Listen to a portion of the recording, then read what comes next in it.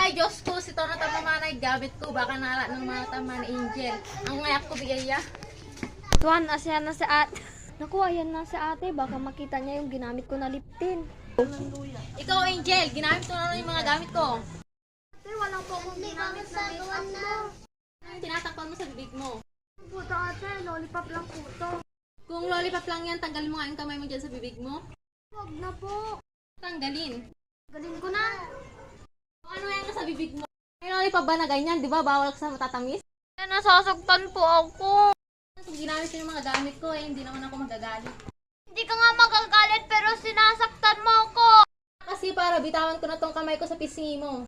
Alam naman sana ako sa'yo kaso di ka nakikinig sa akin. Mas inuuna mo pa yung kaibigan mo di kinuha ko na. Din pala eh. Di sana kung sinabi mo sa magandang usapan di sasabihin ko din sa'yo. Sabihin mo na lang sa akin kung saan mo nilagay.